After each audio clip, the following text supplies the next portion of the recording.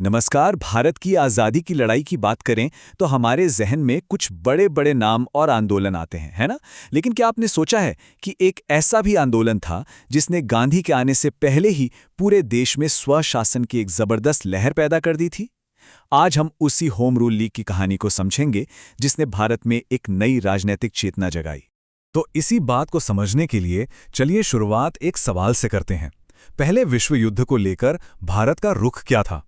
ये सवाल बहुत जरूरी है क्योंकि इसी के जवाब में होम रूल आंदोलन की जड़ें छिपी हैं।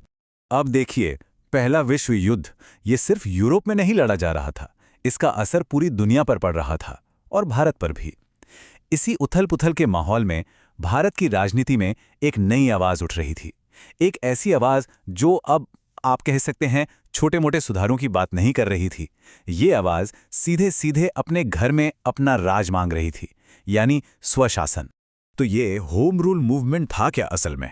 देखिए, 1916 से 1918 के बीच ये एक बहुत बड़ा आंदोलन था। इसका एक सीधा सा मकसद था ब्रिटिश कॉमनवेल्थ के अंदर रहते हुए भारत के लिए सेल्फ गवर्नमेंट यानी स्वशासन हासिल करना। हाँ, एक बात ध्यान में रखिएगा, इस स्टेज पर मांग पूरी आज़ादी की नहीं थी, बल्कि अपना शासन चलाने के अधिकार की थी। और पता है, ये होम रूल का आइडिया कोई एकदम नया नहीं था जो भारत में ही जन्मा हो। इसकी प्रेरणा मिली थी आयरलैंड से। वहां भी एक ऐसा ही होम रूल आंदोलन चल रहा था। इससे फायदा ये हुआ कि अंग्रेज इस कॉन्सेप्ट से पहले से वाकिफ थे, जिसने हमारे आंदोलन को एक तरह की मजबूती दी। अच्छा, तो इस आंदोलन को आगे कौन बढ़ा रहा था? इसे लीड कौन कर रहा था? चलिए देखते हैं।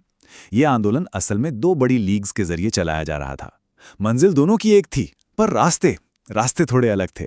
इस लिस्ट को देखिए, ये कोई एक दो लोगों का काम नहीं था।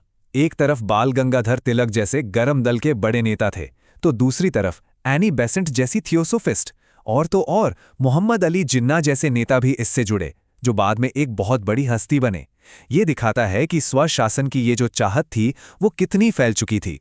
इन सब ने ये समझ लिया था कि अब राजनीति सिर्फ साल में एक बार होने वाले कांग्रेस सम्मेलनों से नहीं चलेगी, अब एक्शन का टाइम था। तो जैसा मैंने कहा, दो मेन लीग्स थीं। एनी बेसेंट की लीग जो लगभग पूरे भारत में काम कर रही थी, उसका स्ट्रक्चर थोड़ा ढीला ढाला फ्लेक्सिबल था। दूसरी तरफ थी तिलक की लीग। ये कुछ खास इलाकों जैसे महाराष्ट्र और कर्नाटक में ज्यादा मजबूत थी और इसका संगठन भी काफी कसा हुआ था। तो आप समझ सकते हैं, गोल एक पर काम करने का तरीका अलग। सिर्फ इस एक नंबर को देखिए, 200। ये एनी बेसेंट की all India home rule league की शाखाओं की संख्या थी। 200 पूरे देश में। जरा सोचिए, उस जमाने में ये आंदोलन कितनी तेजी से और कितनी दूर तक फैला होगा। तो सब कुछ बहुत तेजी से आगे बढ़ रहा था, है ना? लेकिन जितनी तेजी से ये आंदोलन उठा, उतनी ही तेजी से इसकी रफ्तार पर ब्रेक भी लग गया। अब सवाल ये है कि ऐसा हुआ कैसे? क्या वजह थी कि ये आंदोलन बिखरने लगा? चलिए समझते हैं। साल था 1918 और ये साल इस मूवमेंट के लिए एक परफेक्ट स्टॉर्म जैसा साबित हुआ। मतलब एक के बाद एक तीन बड़ी मुसीबतें आ गईं। सबसे पहले जुलाई में आए मॉन्टेग्यू चेम्सफोर्ड रिफॉर्म्स। इसने राष्ट्रवादियों में ही फूट डाल दी। फिर सितंबर में जब पैसिव रेजिस्टेंस यानी निष्क्रिय प्रतिरोध की बात हुई, तो जो नरम दल के नेता थे वो डर गए और पीछे हटने लगे। और मानो इतना काफी नहीं था, ठीक उसी वक्त तिलक को एक केस के सिलसिले में इंग्लैंड जाना पड़ गया। तो आप देख रहे हैं, एक साथ तीन बड़े झटके। तो इन सब का नतीजा क्या हुआ? नतीजा ये हुआ कि आंदोलन के पास कोई लीडर ही नहीं बचा। एनी बेसेंट उस वक्त कोई साफ दिशा नहीं दे पा रही थी और तिलक देश में थे ही नहीं। सोचिए, एक इतने बड़े आंदोलन के लिए इससे बुरा वक्त क्या हो सकता था? और ठीक इसी समय जब होम रूल आंदोलन लीडरशिप की कमी से जूझ रहा था, भारतीय राजनीति के आसमान पर एक नया सितारा चमक रहा था। महात्मा गांधी। उनका सत्याग्रह का तरीका, आम लोगों से जुड़ने का उनका अंदाज, ये सब लोगों को अपनी तरफ खींच रहा था। गांधी की इस नई लहर के आगे होम रूल आंदोलन की आवाज कहीं दब कर रह गई। तो क्या हम ये मान लें कि होम रूल मूवमेंट फेल हो गया? नहीं, बिल्कुल नहीं।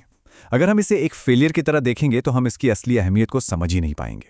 इसे एक फेलियर नहीं, बल्कि आने वाले बड़े आंदोलनों के लिए एक मजबूत नींव की तरह देखना चाहिए। तो फिर इसकी असली विरासत क्या थी? देखिए, सबसे बड़ी बात, इसने राजनीति को बड़े शहरों के पढ़े लिखे लोगों के दायरे से बाहर निकाला और छोटे छोटे कस्बों और गांवों तक पहुंचा दिया। इसने पूरे देश में ऐसे कार्यकर्ताओं का एक नेटवर्क तैयार कर दिया जिसका इस्तेमाल बाद में गांधी जी ने अपने बड़े आंदोलनों में किया।